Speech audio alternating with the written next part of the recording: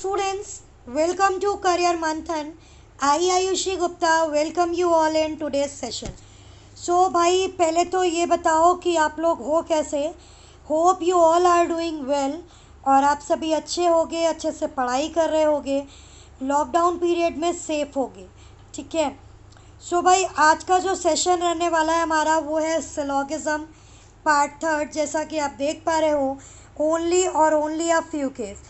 बहुत सारे स्टूडेंट्स का मेरे पास मैसेज आया था कि मैम ओनली और ओनली अ फ्यू केस को डिस्कस कर लीजिए. सो भाई आज आपकी मैम आपके साथ आ चुकी हैं ओनली और ओनली अ फ्यू केस को डिस्कस करने के लिए. सो भाई सबसे पहले तो फटाफट से सेशन को शेयर कर दो ज़्यादा से ज़्यादा लोगों में, ताकि मैक्सिमम लोग इस सेशन का पार्ट बन सकें और हमारे साथ सीख सकें कि ओनली और ओनली अ फ्यू केस में क्या डिफरेंस होता है और हम किस तरह से इन चीज़ों को डील करते हैं. Is that clear to all? चलो भाई मूव ऑन करते हैं हमारे पहले केस की तरफ, जिसका नाम है ओनली केस. ठीक है भाई, एक बात हमेशा याद रखिएगा कि ओनली के केस में दो चीज़ें होती हैं. एक तो होता है आपका डायग्राम और दूसरा होता है आपका कंसेप्ट. ठीक है, तो सबसे पहले हम लोग डिस्कस करेंगे कि इसका डायग्राम क्या कहता है. तो इसका डायग्राम आपसे ये कहता है कि जब भी ओनली लगा होगा तो आप उस ओनली को किससे रिप्लेस कर दोगे? ऑल से रिप्लेस कर दोगे. किससे रिप्लेस कर दोगे? ऑल से रिप्लेस कर दोगे. बहुत धीमे धीमे समझा रही हूँ, आपको समझ में आएगा. बस आप ध्यान दीजिएगा, एक एक चीज़ को लिखते जाइएगा. ठीक है, ओनली को हम रिप्लेस करेंगे ऑल से, सब्जेक्ट को रिप्लेस करेंगे ऑब्जेक्ट से और ऑब्जेक्ट को रिप्लेस करेंगे सब्जेक्ट से. क्लियर? कहने का मतलब ये है कि जहाँ भी आपका ओनली लिखा है वहाँ पे ऑल आ जाएगा, ए की जगह बी और बी की जगह पे ए आ जाएगा. मतलब जो ओनली ए आर बी था वो अब क्या बन जाएगा? ऑल बी आर ए. ठीक है, तो ये तो रही ऑल बी आर ए की बात. ये था आपका डायग्रामेटिक रिप्रेजेंटेशन. क्या था? Diagrammatic representation. अब बात करते हैं इसके कंसेप्ट की. अगर हम इसके कॉन्सेप्ट की बात करें तो कहता है केवल ए ही बी है. केवल ए ही बी है. इट मीन्स कि बी कोई और नहीं होगा. कहने का क्या मतलब है? केवल ए ही बी है, बी कोई और नहीं होगा. ये उसी प्रकार है अगर हम कह दें केवल पाकिस्तानी ही टेररिस्ट हैं, यानी only Pakistani are terrorist. It means terrorist cannot be other. It cannot be Japanese, it cannot be Chinese, it cannot be Indian. They are only Pakistani. Is that clear? समझ आ पा रहा? इसको ऐसे समझो, अगर मैं कह दूँ केवल ग्रेजुएट्स ही क्लर्क हैं, ओनली ग्रेजुएट्स आर क्लर्क, तो एक बात तो ये निकल के आई कि सभी के सभी क्लर्क क्या होंगे? ग्रेजुएट्स होंगे. लेकिन सारे ग्रेजुएट्स क्लर्क हो ये ज़रूरी नहीं. ठीक. और दूसरी बात कि केवल ग्रेजुएट्स ही क्लर्क हैं. इट मीन्स क्लर्क कोई और नहीं होगा. वो एमबीए नहीं होगा, वो पीएचडी नहीं होगा, वो पोस्ट ग्रेजुएट नहीं होगा. वो क्या होगा? सिर्फ और सिर्फ ग्रेजुएट होगा. Is that clear? Hope so आपको समझ आ पा रहा होगा मैं कहना क्या चाह रही हूँ. क्लियर? तो कहने का सिर्फ इतना मतलब है, इतना याद रखिए कि ओनली ए आर बी का मतलब होता है all B are A, but B can not be others. Is that clear? चलो मूव ऑन करते हैं next. Next is only a few A are B. ये जो नॉट लगा है ये बाई ये टाइपिंग एरर है, इसको आप नेग्लेक्ट कर दो. ठीक है, कहा गया only a few A are B. ठीक है, तो A only a few A are B का मतलब होता है केवल ए का कुछ ही पार्ट क्या है? बी है. इट मीन्स ए का कुछ ही पार्ट क्या है? आपका बी है. बचा हुआ ए का पार्ट बी में नहीं जाएगा. Is that clear to all? मतलब कहने का ये है कि इसको शॉर्ट में अगर आप समझो तो ये केस होता है सम प्लस सम नॉट का. सम प्लस सम नॉट का मतलब केवल ए का कुछ ही पार्ट बी में जाएगा. इसका साफ मतलब है कि ए का बचा हुआ पार्ट बी में नहीं जाएगा. Is that clear? अगर कहता फ्यू ए आर बी तो it can be treated as some, क्योंकि a few A are B मतलब कुछ ए क्या है, बी है। लेकिन केवल कुछ ए बी हैं, इसका साफ मतलब है कि बचा हुआ ए का पार्ट बी नहीं होगा। It means some plus some not होगा। Is that clear? समझ आ पा रहा है? दोनों केसेस होप सो आपको समझ आ गए होंगे। अब हम इसको समझेंगे एग्जाम्पल से, क्योंकि कोई भी चीज़ है, हम आपको कितना भी कंसेप्ट दे दें, जब तक हम आपको प्रैक्टिस नहीं कराएंगे, हम आपको क्वेश्चंस नहीं कराएंगे, तब तक आप नहीं समझ सकते कि हम कहना क्या चाहते हैं। Is that clear? चलो मूव ऑन करते हैं हमारे क्वेश्चन की तरफ। हमारा पहला क्वेश्चन कहता है only A are B some A are C, conclusion दिए हैं दो। ठीक, तो पहला step, only A are B का डायग्रामेटिक रिप्रेजेंटेशन होता है ऑल बी आर ए। ठीक है, दूसरा क्या होता है कि बी कोई और नहीं होगा। याद रखिएगा, ये माइंड में रखिएगा कि बी कोई और नहीं हो सकता। क्लियर? चलो भाई देखो, फिर कहा गया सम ए आर सी, तो ए का कुछ हिस्सा किस में है, सी में है। ठीक, चलो पूछा गया सम ए आर बी, भाई अगर सारा का सारा बी का पार्ट ए में है तो ए का कुछ पार्ट बी में डेफिनेटली होगा। तो पहला पार्ट क्या हो जाएगा, सही हो जाएगा। दूसरा बोलता है all A are C, all A are C. अब बहुत ध्यान से देखना, मैंने आपसे कहा था कि बी कोई और नहीं होगा, और अगर आप ये सारा ए का पार्ट सी में ले गए तो इट मीन्स बी भी सी में चला जाएगा। तो जब बी भी सी में चला जाएगा तो ये हमारे स्टेटमेंट को कॉन्ट्राडिक्ट कर देगा। ठीक है, क्योंकि स्टेटमेंट क्या कह रहा है, ओनली ए आर बी मतलब बी कोई और नहीं होगा। तो अगर सभी का सारा ए हम उठा के सी में कर देंगे तो बी भी सी में चला जाएगा, और जो कि पॉसिबल है नहीं। इट मीन्स सारा का सारा ए का पार्ट कभी भी सी नहीं हो सकता। तो दूसरा कंक्लूजन क्या हो जाएगा, गलत हो जाएगा। Is that clear? Hope so आप समझ पा रहे होगे। दूसरे की बात करते हैं, only A are B some A are C. फिर वही बात, ओनली ए आर बी का डायग्राम बना लो, ऑल बी आर ए और सम ए आर सी।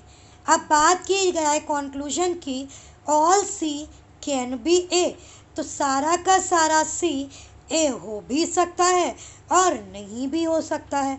तो ये सिचुएशन क्या हो जाएगी, कांट से हो जाएगी, और कांट से में पॉसिबिलिटी क्या होती है, करेक्ट होती है।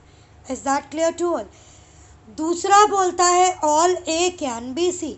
तो अभी मैंने प्रीवियस क्वेश्चन में आपको बताया कि all A are C definitely false है, कभी भी सारा का सारा ए सी नहीं हो सकता, क्योंकि अगर सारा ए सी होगा तो बी भी सी होगा, और बी कोई और नहीं हो सकता।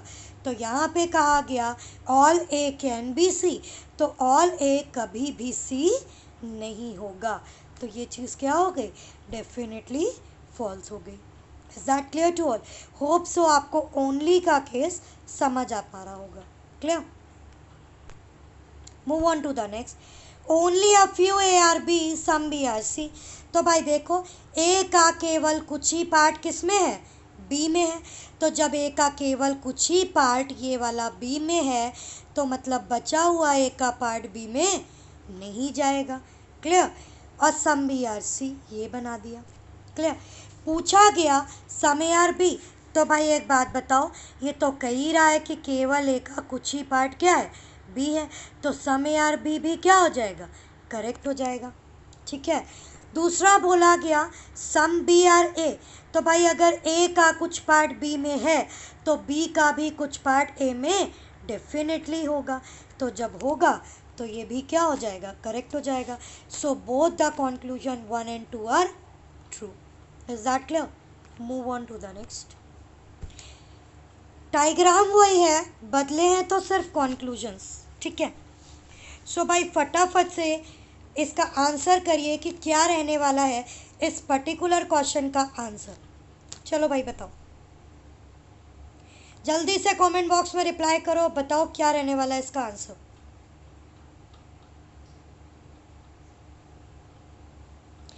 देख पा रहे हैं? अभी तक मुझे कोई भी आंसर नहीं मिल पाया students, please reply fast. Syllogism, inequality, blood relation, direction, coding, अगर आप इनको नहीं सॉल्व कर पाए विद इन अ सेकेंड्स तो फिर आपके लिए मुश्किल होने वाली है पजल्स में। देखो, only a few A are B का मतलब है ए का कुछ पार्ट क्या होगा, बी होगा, बचा हुआ ए का पार्ट बी में नहीं जाएगा, और सम बी आर सी। ये तो हुआ आपका डायग्राम। बोलता है ऑल ए आर बी। भाई आपको साफ साफ दिख रहा है कि केवल ए का कुछ ही पार्ट बी में जाएगा, बचा हुआ पार्ट ए का कभी भी बी नहीं हो सकता। तो जब बी नहीं हो सकता तो क्या कभी भी ऑल ए आर बी हो पाएगा? नहीं हो पाएगा, डेफिनेटली फॉल्स। दूसरा बोला गया ऑल ए कैन बी। तो भाई जब डेफिनेटली फॉल्स है तो डेफिनेटली फॉल्स की पॉसिबिलिटी भी क्या होगी? डेफिनेटली फॉल्स होगी। क्लियर? फिर बोला गया all B can be A. तो बच्चा एक बात याद रखिएगा, only a few A are B का मतलब है ए का कुछ पार्ट बी में है, बचा हुआ ए का पार्ट बी में नहीं जाएगा। लेकिन बी से ए की कोई भी बात नहीं की गई। It means all B can be A. तो ये सिचुएशन क्या हो जाएगी? कान से हो जाएगी, और कान से में ये कैन बी पॉसिबिलिटी का काम करता है, तो कान से में पॉसिबिलिटी क्या हो जाएगी? सही हो जाएगी, क्योंकि आपको ए से बी की बात की गई है लेकिन बी से ए की कोई भी बात नहीं की गई। क्लियर? इसलिए तीसरा कंक्लूजन करेक्ट हो जाएगा। Is that clear? Move on to the next. बोला गया a few city are town. एक बात याद रखना, ओनली अ फ्यू और अ फ्यू दोनों अलग अलग होते हैं। A few is treated as some, a few को हम सम काउंट करते हैं, और ओनली अ फ्यू को हम some plus some not count करते हैं। क्लियर? तो a few city are town मतलब सिटी का कुछ हिस्सा किस में है? टाउन में है। सारा का सारा टाउन क्या है? विलेज है, और कोई भी विलेज का हिस्सा किस में नहीं जाएगा? आपका कंट्री में नहीं जाएगा। क्लियर? ये तो हुआ आपका diagram. No city are village, कोई भी सिटी विलेज नहीं है।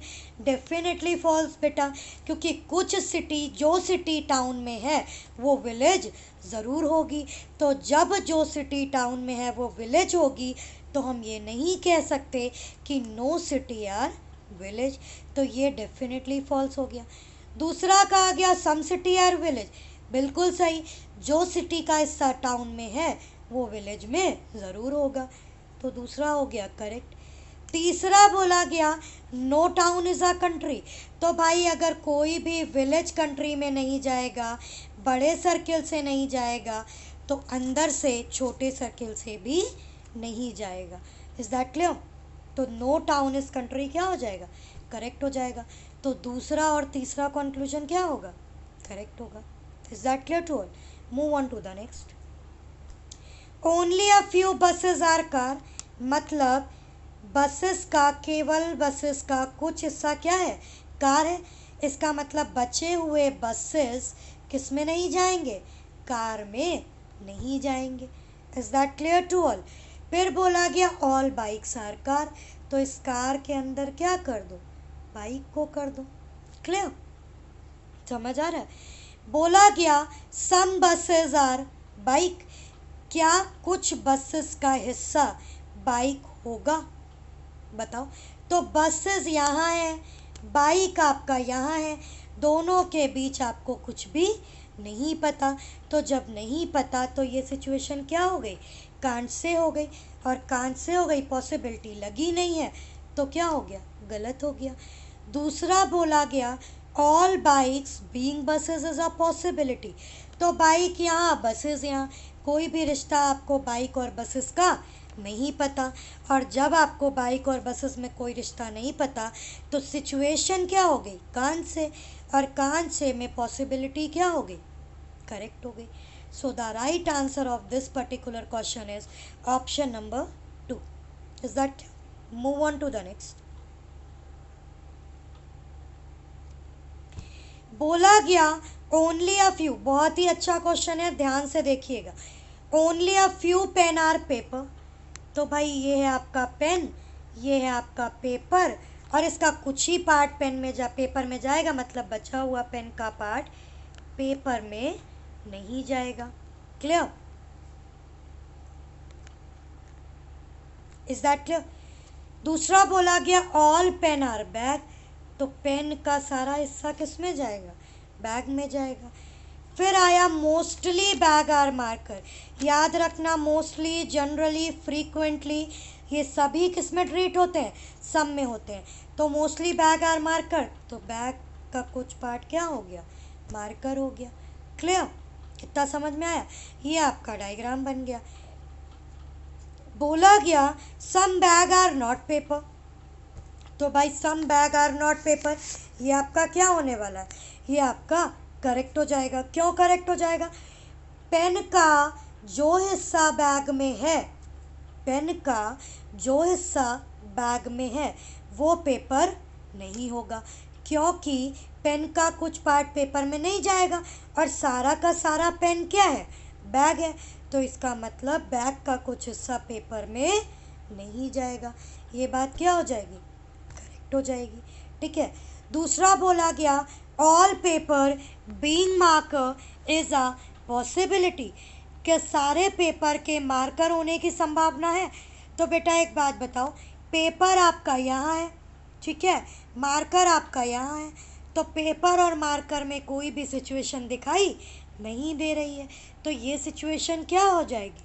कान से हो जाएगी, और कान से में लगी हुई पॉसिबिलिटी क्या होती है? करेक्ट होती है। इसका मतलब दिया हुआ दूसरा कंक्लूजन भी क्या हो जाएगा? करेक्ट हो जाएगा। So the right answer of this particular question is option number 5, that is both 1 and 2 follows. Is that clear? चलो move on to the next. बोला गया, इसको मैं यहाँ कर लेती हूँ। बोला गया only graduates are clerk. Mark my word students, ये ओनली का केस है।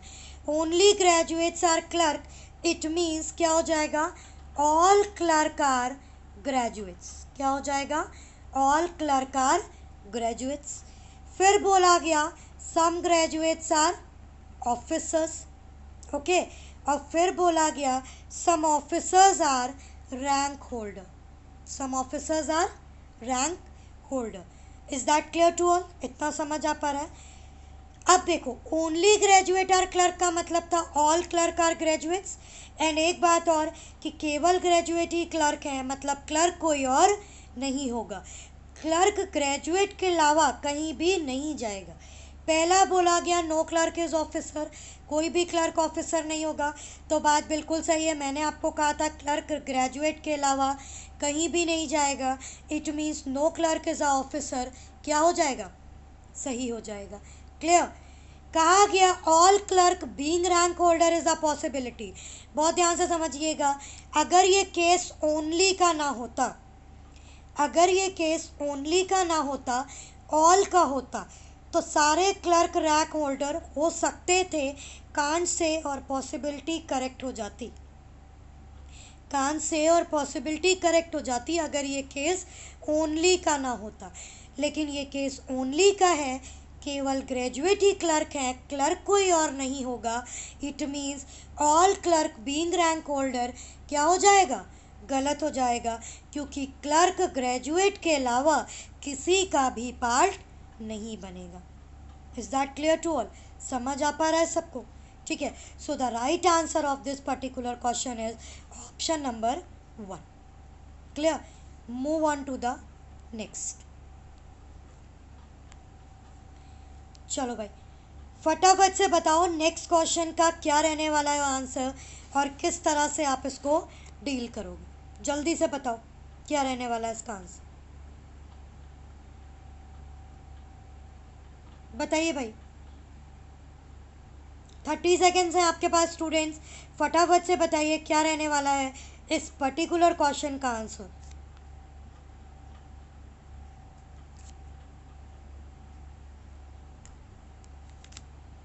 चलो भाई देखो, बोला गया some lion are not dog. ठीक है, तो इसको बनाने से पहले आप ये देखो, ये वाली line, only dogs are rat, इसका क्या मतलब है? सभी रैट क्या होंगे?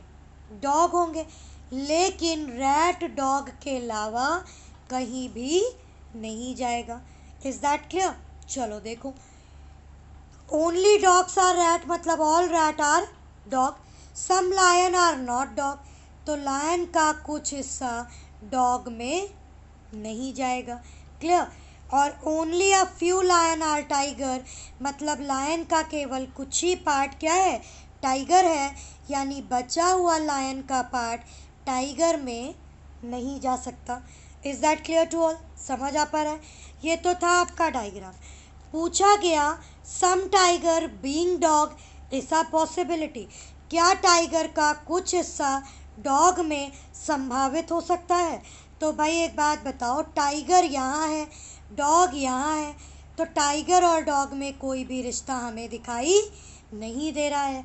और जब हमें कोई भी रिश्ता दिखाई नहीं दे रहा तो ये सिचुएशन क्या हो जाएगी? कान से हो जाएगी, और कान से में पॉसिबिलिटी करेक्ट हो जाएगी। Is that clear to all? दूसरा बोला गया no lion is a dog, तो भाई आपको बोला गया some lion are not dog, lion का कुछ हिस्सा डॉग में नहीं जाएगा। कहीं नहीं बोला गया कि सभी लायन डॉग में नहीं जाएंगे, तो ये कॉन्क्लूजन क्या हो जाएगा? कांट से हो जाएगा, इसका मतलब गलत हो गया। तीसरा बोला गया no lion is a rat, तो अभी मैंने आपको बताया था ओनली डॉग्स आर रैट का मतलब सभी रैट क्या होंगे? डॉग होंगे, लेकिन रैट कोई और नहीं हो सकता। तो नो लायन इज रैट मतलब लायन का कोई भी पार्ट रैट में नहीं जाएगा। ये बात भी क्या हो जाएगी? करेक्ट हो जाएगी, क्योंकि रैट डॉग के अलावा किसी का भी पार्ट नहीं बनेगा। क्लियर? तो ऑप्शन नंबर थर्ड भी क्या हो जाएगा? करेक्ट हो जाएगा। So the right answer of this particular question is option number one and third are true. Is that clear to all? समझ आ रहा है? Move on to the next. बोला गया a few pen are eraser, a few को हम some की तरह ट्रीट करते हैं, तो a few pen are eraser, ठीक है। ऑल इरेजर आर पेंसिल, ये आपका पेंसिल है, ठीक है। और only a few pencil are scale, pencil का केवल कुछ ही पार्ट स्केल में है, मतलब बचा हुआ पेंसिल का पार्ट स्केल में नहीं जाएगा। Is that clear to all? पूछा गया all eraser being scale is a possibility, क्या सभी इरेजर स्केल का पार्ट हो सकते हैं? तो एक बात बताओ कि ये सिचुएशन आपकी क्या हो जाएगी? कान से हो जाएगी। सारा इरेजर स्केल का पार्ट बन भी सकता है और आपका पार्ट नहीं भी बन सकता है, तो ये क्या हो जाएगा? कान से हो जाएगा, और कान से में पॉसिबिलिटी क्या हो जाएगी? करेक्ट हो जाएगी। Is that clear to all? समझ आ पा रहा है सभी को? नेक्स्ट बोला गया some pens are not scale, pen का कुछ पार्ट स्केल नहीं होगा, पेन का कुछ पार्ट स्केल नहीं होगा। तो भाई बताओ क्या पेन का कुछ पार्ट स्केल नहीं होगा? तो भाई ये सिचुएशन आपकी क्या हो गई? कान से हो गई, क्योंकि आप नहीं कह सकते कि पेन का कुछ पार्ट स्केल होगा या फिर नहीं होगा। Is that clear? ठीक, तो ये क्या हो गया आपका? डाउटफुल हो गया, ठीक है, यानी गलत हो गया। So the right answer of this particular question is option number one, that is conclusion one follows. Okay, चलो move on to the next. Next question आपके स्क्रीन पे आ चुका है, फटाफट से बताइए क्या रहने वाला है इसका आंसर। 30 सेकेंड्स है आपके पास, फटाफट से बताइए क्या रहने वाला है।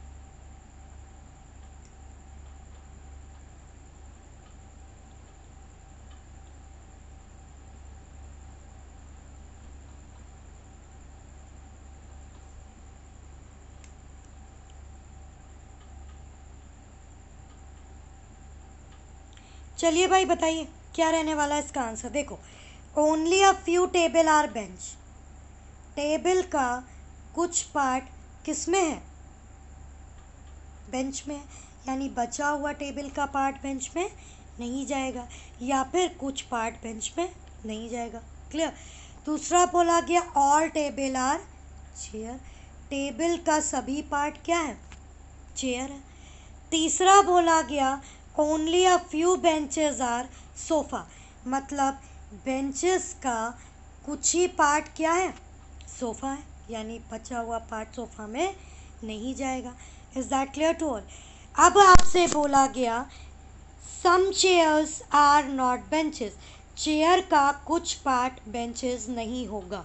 सो भाई ये तो फैक्ट है कि चेयर का कुछ पार्ट बेंचेस नहीं होगा, क्योंकि सभी टेबल क्या है आपके, चेयर है। तो जब आपका सभी टेबल चेयर है, ठीक है, तो जब सभी टेबल चेयर है और टेबल का कुछ पार्ट बेंच है कुछ नहीं है, तो साफ साफ ये दिखाई दे रहा है कि सम चेयर आर नॉट बेंचेस, क्योंकि चेयर का जो पार्ट टेबल में आता है वो बेंच के पास नहीं जाएगा। सो पहला कंक्लूजन क्या हो जाएगा, करेक्ट हो जाएगा। दूसरा बोला गया some sofa are not chair, sofa का कुछ पार्ट चेयर में नहीं जाएगा। तो एक बात बताओ, सोफ़ा आपका यहाँ है, चेयर आपका यहाँ है, तो क्या सोफ़ा से चेयर की कोई बात की जा सकती है, नहीं की जा सकती। तो ये क्या हो जाएगा, कान से हो जाएगा। ठीक है, तो दिया हुआ कंक्लूजन क्या हो जाएगा, गलत हो जाएगा। क्लियर। तो आपने देखा only conclusion one follows, so the right answer of this particular question is option number 1। Clear. I hope कि आपको ये समझ आ गया होगा कि ओनली अ फ्यू और ओनली केस को हम कैसे डील करते हैं।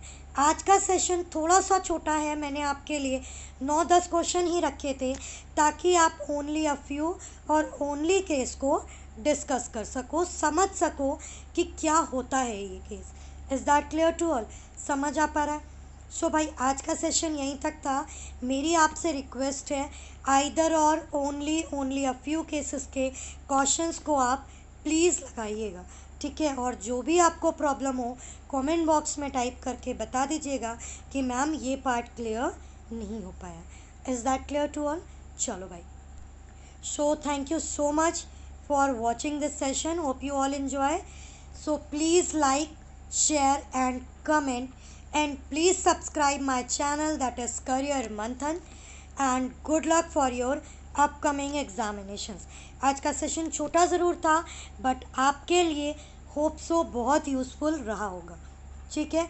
एक बार आप फिर समझ लो, ओनली ए आर बी का मतलब होता है केवल ए ही बी होगा, बी कोई और नहीं हो सकता, मतलब बी ए के अलावा किसी का भी पार्ट नहीं बनेगा। क्लियर। दूसरा था only a few A are B, it means केवल ए का कुछ ही पार्ट बी में है, rest of the part A का बी में नहीं जाएगा। Is that clear. चलो भाई, so thank you so much. बाकी good night, take care, preparation करते रहिए, एग्ज़ाम जब होना होगा होता रहेगा, ठीक है। Bye bye, good night, take care, love you all.